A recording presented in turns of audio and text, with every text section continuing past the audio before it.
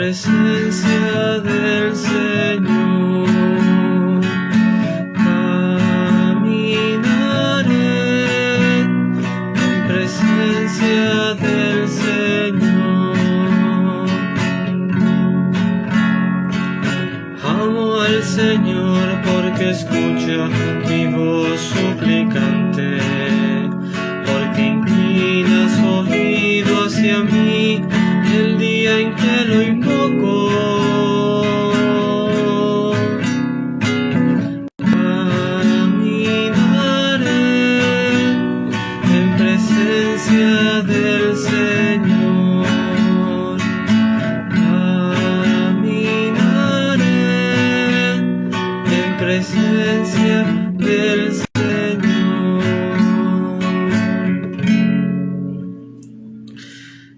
Dice el Señor: yo les aseguro que el que diga a ese cerro, levántate de ahí y arrójate al mar, si no duda en su corazón y cree que sucederá como dice, se le concederá.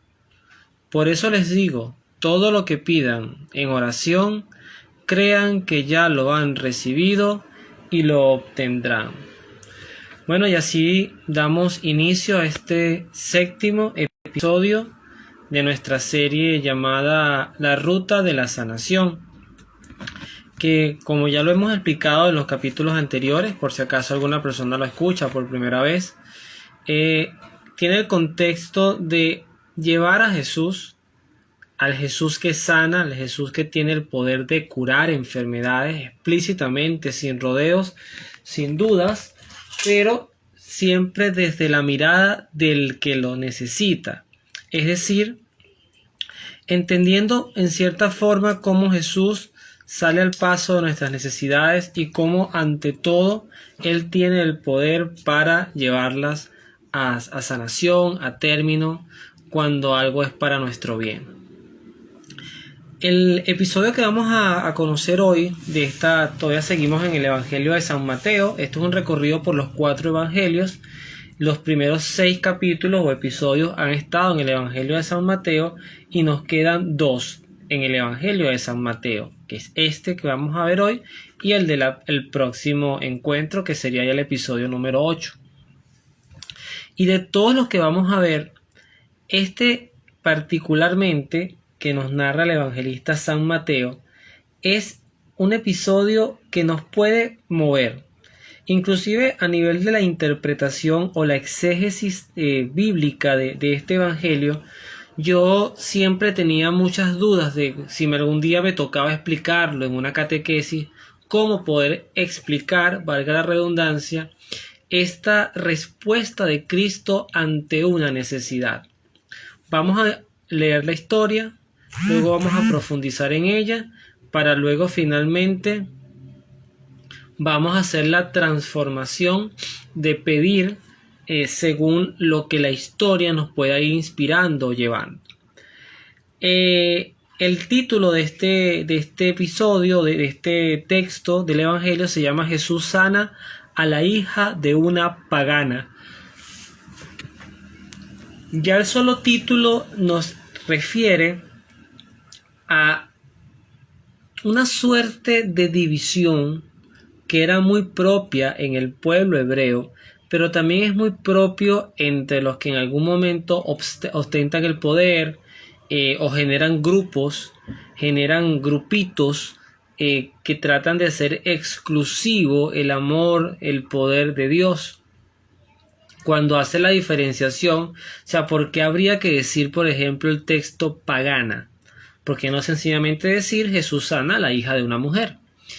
Porque al decir pagana estamos hablando de una mujer que en esencia no tenía la fe hebrea, es decir, seguramente tenía un sincretismo religioso muy profundo o sencillamente no creía en Yahvé, en este caso haciendo la visión judía, no creía en el único Dios verdadero. El texto dice así: Jesús se marchó y se fue en dirección a las tierras de Tiro y de Sidón. Una mujer cananea que llegaba de ese territorio empezó a gritar: Señor, Hijo de David, ten compasión de mí. mi hija está atormentada por un demonio. Pero Jesús no le contestó ni una palabra.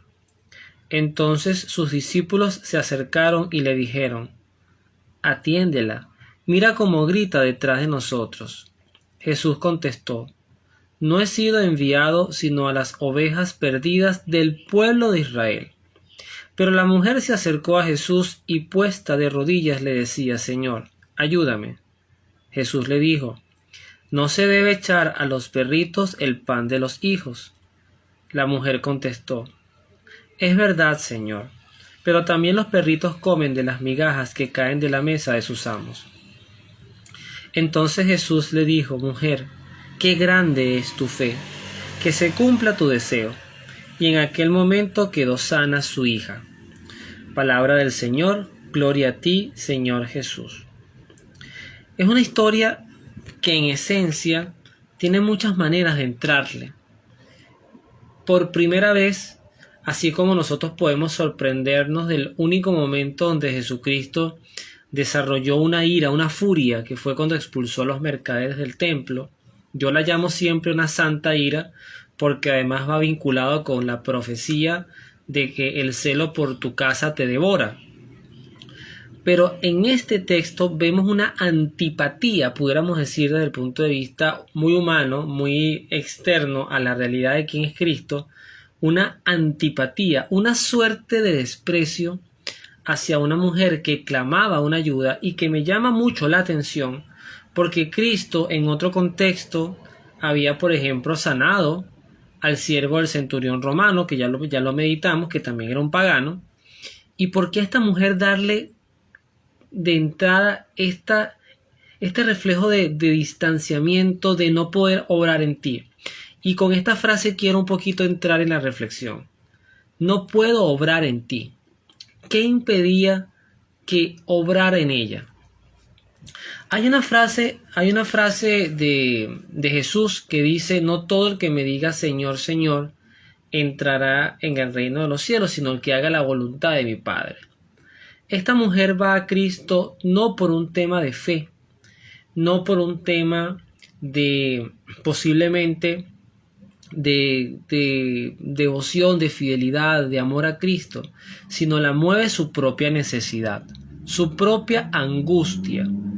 Ella reconoce que su hija es atormentada por un demonio, lo cual, cristianamente hablando, es totalmente probable y válido. Ella ve en su hija una deformación, porque al final, donde está el demonio, hay una deformación del ser. Es decir, un hijo, que aquí ya podemos ir adentrándonos hacia dónde va la petición de este episodio 7 de la ruta de la sanación, los hijos. Un hijo puede estar movido por influencias malignas y eso llevarlo a vicios, a ateísmo, a peleas, a discordias, a una práctica de la sexualidad prácticamente rayando en una prostitución o una lujuria o un adulterio. O sea, muchas cosas puede un padre, como Santa Mónica vio en San Agustín y lloraba porque su hijo se apartaba profundamente de la fe. Además, San Agustín en un momento hasta llegó a negar de Dios, o sea, no le encontraba sentido a la Biblia. Y en ese sentido, aquí también tenemos los padres que reconocer enfermedades en nuestros hijos. Las enfermedades no solamente, y siempre lo digo, no son solamente físicas, también hay enfermedades espirituales, y esas enfermedades espirituales tienen que ser abordadas desde el punto de vista de la preocupación y la intercesión de los padres. Pero otra cosa que me llama poderosamente la atención es cómo son los discípulos. Ahora es los discípulos los que abogan por la mujer. Y aquí me viene ahorita esta idea, yo no sé si sea lo correcto, pero la coloco ante la presencia de Dios. Porque Cristo, decimos, y lo he dicho en otros momentos, Cristo no daba puntada sin dedal. Cristo toma una actitud de indiferencia y con ella logra que sus apóstoles, que eran judíos, Fíjense ustedes lo que voy a decir, donde había una seria división entre, por ejemplo, judíos y samaritanos, donde había marcadas diferencias, donde había desprecios, súper evidentes, donde se miraba al pecador, al pobre, a la viuda con mucha indiferencia. Cristo logra despertar en el corazón de sus apóstoles la compasión por alguien que no era judío. La pregunta de fondo ¿sería esta mujer, que en otros contextos bíblicos se le conoce como la mujer sirofenicia, que habla de una mujer cananea, sería esta mujer el despertar de lo que posteriormente San Pablo llevaría como propuesta a los apóstoles, y en cierta forma lo logra cuando Pablo se plantea evangelizar a los gentiles y a los paganos, y que los apóstoles asumieran o aceptaran esta propuesta evangelizadora de San Pablo, cuando solamente se estaba centrando en la evangelización al pueblo judío. Es una pregunta interesante. Pero además de eso, también parte de lo que Cristo va preparando, fíjense, voy separando el episodio. Primero, lo que Cristo despierta en sus apóstoles, producto de esta antipática indiferencia hacia la mujer. Lo segundo es lo que despierta en la mujer. Lo voy a decir con nombres y apellidos. Muchas veces Cristo no puede obrar en tu vida o en mi vida porque sencillamente nuestra vida no está entregada a la vida en gracia, y la gracia es el primer punto de la gracia, más allá de si vivo en pecado mortal o no, que es importante, pero el principal punto de la gracia es la fidelidad absoluta en donde deposito mi fe. ¿A qué me refiero con esto? ¿A qué me refiero con la fidelidad absoluta de donde deposito mi fe? Pues si nosotros, además de creer en Cristo, y siempre hablo de esto del sincretismo, del politeísmo, si nosotros, además de creer en Cristo, tenemos como dioses, con poder en nuestras vidas, la superstición, los signos zodiacales, la santería, el espiritismo, el yoga, el budismo, etcétera, cosas que queramos armonizar con Jesucristo, Cristo no va a poder obrar en nuestras vidas. Por eso, cuando Cristo toma esta actitud, ya hice la reflexión hacia los apóstoles, ahora la hago hacia la mujer, toma esta actitud de indiferencia y le dice estas palabras tan duras: no está bien darle a los perros el pan de los hijos. Cuando le dice esto a la mujer, en la mujer inmediatamente ella lo que hace es reconocer, es duro, pero así lo interpreto, lo que hace es reconocer: tú eres mi amo, y hasta los perritos como yo comemos de la migaja de los amos, es decir, de los que en la fe pueden estar viviendo una fe más correcta que la nuestra. Allí tenemos la visión de los apóstoles, tenemos la visión de la mujer, pero además ahora voy con lo que esta mujer le agradezco yo como cristiano, creyente en Jesús, lo que yo le agradezco a ella. Muy pocas veces Jesús hizo mención, no lo digo como si fuera un experto teólogo, solamente lo voy a decir desde donde mis recuerdos lo permiten expresar, pero muy pocas veces Jesús decía la frase: qué grande es tu fe, o por ejemplo lo que le dijo el soldado romano, que voltea y le dice a la gente: les aseguro que en todo Israel no he conseguido una fe tan grande como la de este hombre, y era un pagano. Luego, los constantes ejemplos que Jesucristo ponía de buenos hombres o buenas personas con respecto a los samaritanos, que eran los enemigos de los judíos, o que había una enemistad entre ellos. Y finalmente esta mujer, que además a mí me interpela, porque yo me pregunto si Cristo, yo voy ante Él con una necesidad que ya las vamos a expresar, y Cristo pudiera mirarme a los ojos y decirme como a esta mujer: Luis, qué grande es tu fe. Seguramente no lo diría, porque no vería una fe tan grande en mí como la vio en esta mujer. ¿Qué logra esta mujer con esta expresión?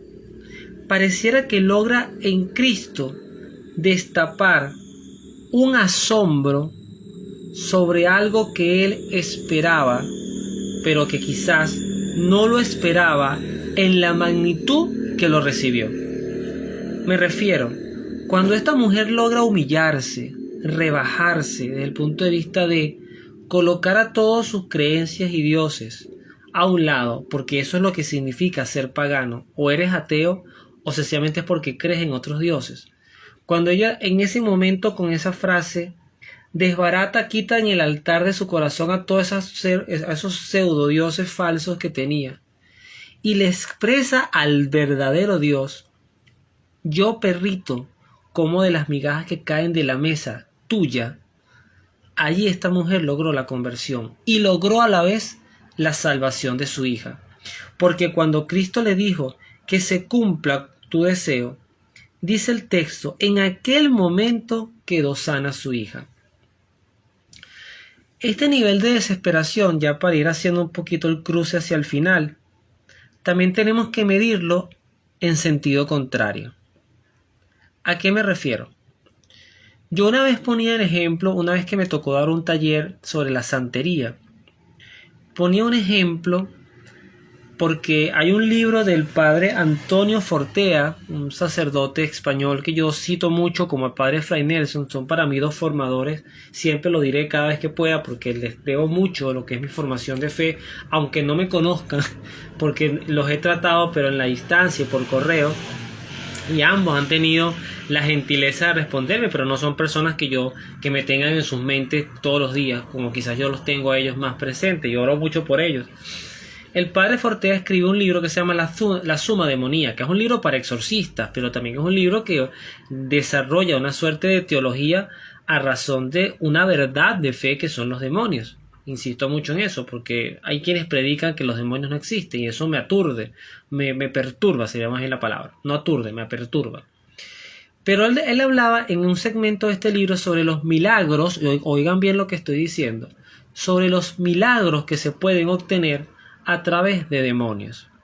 Por eso quiero guiarme con la misma expresión de la mujer cananea, esta mujer cananea, pero quiero voltear la tortilla. Supongamos que un familiar nuestro, y yo que soy padre, pues pongo el ejemplo, pero a la vez pido la protección de Jesús para que todos nuestros hijos, porque además este episodio de la Ruta de la Sanación lo estamos dedicando a los hijos enfermos, que sean desde el vientre materno, inclusive. Ahorita, por ejemplo, antes de iniciar este programa, este episodio, veía en el Instagram la cantante muy famosa dentro del grupo católico, la cantante Atenas, está embarazada, bendito Dios, con su esposo Tobías, creo que se llama. Y ella pide que oremos mucho por su embarazo porque aparentemente hay algo de salud en su bebé que está en gestación que no está muy claro todavía. Entonces vamos a orar por los hijos desde el vientre materno, que ahorita tengo por ejemplo 3 compañeras de trabajo que me vienen a la mente que están embarazadas y que vamos a orar por sus hijos, en el caso de la compañera Rita, Trina y la compañera Emily. Son 3 compañeras que nombro para que Dios las tenga presentes en sus embarazos. Pero también quiero hablar de los hijos nacidos, que sean niños, jóvenes o adolescentes y adultos. Todo el padre que tenga un hijo que esté pasando una situación de cáncer, una situación de enfermedad terminal o no tan grave, pero que igualmente tenga una condición de diabetes, o también ahorita tengo una enfermedad más guiada hacia el espíritu por una influencia del demonio, pues lo coloco ante la presencia de Jesucristo para que, diciendo la misma frase, Señor, a pesar de lo pobre de nuestra fe, a pesar de que nuestra fe no es completa, de que es una fe que duda, de que es una fe inconstante, pues nos arrodillamos ante ti para comer de esas migajas que caen de la mesa de quienes sí creen como tienen que creer, como todo este banco de santos maravilloso que tiene nuestra fe, de la mesa de ellos, y que al final tú puedas decir, pues que se cumpla como ustedes me pidan. Y aquí en este espacio, pues que cada padre de familia pues pida por lo que quiera pedir por sus hijos. Yo pido por el mío. Y mi hijo está sano, bendito Dios, bendito sea Jesús, pero pido por su salud siempre. Y pido por su salud física, por su salud mental, por su salud espiritual.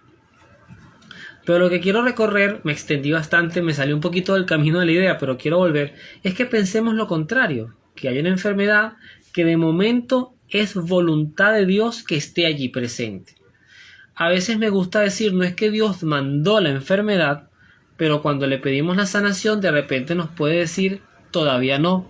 Como por ejemplo en el caso de Marta y María, que piden por la enfermedad de Lázaro, y Cristo no va inmediatamente, sino que va al tercer día, y cuando llega ya tenía 4 días de muerto, y cuando a él lo buscan, él dice, todavía no voy a ir, o sea, voy a ir, pero es que la enfermedad de Lázaro va a ser una enfermedad necesaria, porque además terminó en muerte, para probar el poder de Dios. O sea, que Cristo, Dios, hay enfermedades que puede ser que estén presentes en la vida de un ser querido, pero que tengan un propósito. Ahora, la fidelidad a Cristo no solamente es verla desde el punto de vista de cuando me sanas, sino también cuando la respuesta es todavía no, o esta enfermedad debe llevar a término, es decir, preparar el camino a ese ser querido o a nosotros mismos para el encuentro definitivo con Dios. Pero una madre también pudiera entrar en la desesperación, y si Cristo no me responde, pues voy a buscar quien lo haga. Y esta imagen que estamos viendo, vamos a imaginarla a un hombre, a un padre, a una madre que se arrodille ante la santería, que se arrodille ante el espiritismo, que se arrodille ante ritos de curanderos, porque no le interesa lo que Dios piense, Jesús, lo que le interesa es que mi hijo se sane. Eso también hay que medirlo. Y eso también hay que colocarlo en la balanza, porque el padre Fortea explicaba en su libro que efectivamente si el demonio lograra hacer el milagro, porque además, bueno, Dios permita esto, porque sería una prueba de fe importante, ¿qué ganaría el demonio con hacer ese milagro? Si el demonio no le desea bien a nadie, pues ganaría quitarle la fe a Dios, para que ahora tú tengas la fe en quien realmente cumplió tu deseo. Y es allí entonces donde viene el gran punto de inflexión y de quiebre en esta reflexión tan inspiradora, que da para hablar muchas cosas de esta mujer cananea. ¿Qué aplaudir de ella? ¿Qué ver en ella? La mujer cananea quitó sus ídolos del altar de su corazón. Se arrodilló ante el amo. Y reconociéndose pecadora, equivocada en el andar, y que seguramente parte de ese demonio que tenía su hija tenía una cuota de responsabilidad ella, porque ella había creído en dioses falsos, e invocar a dioses falsos a veces es invocar presencias malignas que no solamente influyen en mi vida, sino también en la vida de mis hijos. Y entonces ella todo eso lo deja, lo desprende y obtiene el favor de Cristo. Vamos a imaginarnos qué pasó después de este milagro. Cristo siguió su camino. Esta mujer se queda sola, se levanta, va a comprobar si su hija está sana, la consigue sana. ¿Qué creemos nosotros que pasó en ese momento? Pues seguramente a partir de ese momento Cristo ganó a una mujer fiel, a una familia convertida, ganó almas. Y es eso lo que busca Cristo. Cristo, fíjense ustedes todo el recorrido que logró Jesucristo con este favor. Destapó la compasión de unos apóstoles, por lo menos un Juan y un Santiago, que una vez fueron a visitar un pueblo y como nadie los escuchó, le dijeron a Jesús: ¿quieres que hagamos llover fuego del cielo para que los calcine a todos? Y Cristo los reprende, porque había esa tendencia, y el católico también la puede tener, el cristiano católico, de que nosotros somos la élite de la fe, y no es así. Dios quiere llegar a todos, sin prejuicios, sin rejas, sin muros, sin requisitos, sin burocracia. Dios quiere actuar en la vida de todo el que deposite su fe, y es un espacio importante para la reflexión mirar cómo en la vida de Cristo quienes obtuvieron favores fueron judíos y paganos, y a quienes Cristo más le destacó su fe, en no pocas veces fue a los paganos, como el centurión romano, que ya lo reflexionamos, o como esta mujer cananea, que era, yo diría así, en pasado, era pagana, pero a partir de este momento se convirtió en cristiana, en creyente, en seguidora fiel del Cristo, del Mesías, del ungido de Dios. Vamos ahora a hacer el salmo de agradecimiento que hacemos tradicionalmente, es el Salmo 138, entre paréntesis 137. Agradecer en esta oportunidad a Vivas Nubia, que hizo una conexión y nos saluda, y también a María Sculpi, que se unió y que también nos manda saludos. Pues muchas bendiciones, salud para su familia, hoy que estamos dedicando este episodio 7 a los hijos, como esta mujer que rezó por su hijo. Siempre invito a reprofundizar en la lectura, Mateo 15:21, y ver toda la riqueza que en ella hay. Y bueno, después, por supuesto, este episodio 7 va a quedar grabado para quienes lo deseen escucharlo más adelante. Entonces terminamos con agradecimiento, Jesús, porque sanes o no sanes, porque además tienes el poder, pero sanes o no sanes, siempre nos escuchas y siempre nos amas.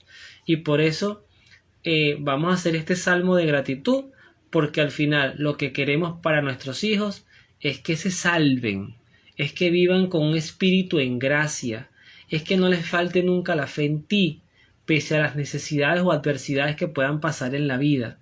Que estudien, que se gradúen, que sean profesionales. Bendito Dios si lo logran, porque esos serán éxitos que les permitirán vivir. Pero lo que yo más te pido como padre, y sé que lo digo también por mi esposa, es que nuestro hijo tenga una fe sólida en ti y que al final tenga una vida centrada en el amor y en ser una buena persona, que evangelice, que se deje evangelizar y que se deje llevar por tu sabiduría y por tu gracia. Decimos entonces para terminar: te doy gracias, Señor, de todo corazón, pues oíste las palabras de mi boca. Canto para ti en presencia de los ángeles y me postro ante tu templo santo. Doy gracias a tu nombre por tu amor y tu verdad, pues tu palabra ha superado tu renombre. El día en que clamé me respondiste y aumentaste la fuerza en mi alma. Te darán gracias, Señor, todos los reyes de la tierra, cuando oigan las palabras de tu boca. Celebrarán los caminos del Señor. Es muy grande la gloria del Señor. Desde arriba el Señor ve a los humildes y de lejos distingue al orgulloso.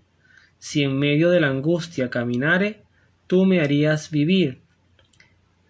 Con tu mano paras al enemigo y tu diestra me salva.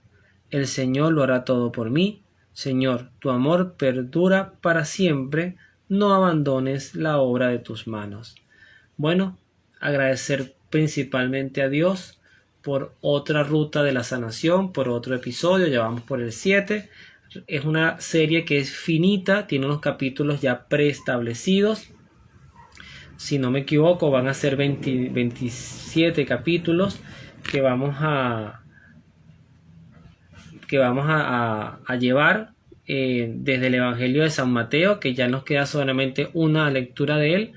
Luego vamos a entrar a San Marcos, San Lucas y terminaremos con San Juan. Pero lo importante es proyectar en Jesús, que en Jesús hay sanación, hay poder para sanar, y que muchas veces la medida para esa sanación es la fe absoluta, el poder cultivar en nosotros una fe sin duda, como dice nuestra lectura introductoria de Marcos 11:22, que todo lo que pidamos en su nombre, sin dudar, esa palabra es clave, sin dudar en el corazón, sucederá. Así que tengan un bendecido fin de semana. En Venezuela el lunes será fiesta nacional por la independencia de nuestro país, 5 de julio, y vamos a pedirle mucho a Dios por Venezuela, que también nos ayude a sanar tantas enfermedades que hay de muchos tipos. Principalmente, Señor, te seguimos pidiendo por el fin de la pandemia. También quiero pedirte por el hermano de María Gabriela, que hoy y un amigo de él, que no sé exactamente cuál fue el incidente, pero me pidió orar por su hermano, y en este espacio de la Ruta de la Sanación lo hago. También por mi vecina Luana, que está enfrentando una situación de cáncer bastante delicada, y por tantas personas que puedan estar enfermas, Jesús, para que con tu poder y tu gracia queden sanos. Que Dios los bendiga y nos estamos viendo en la oración.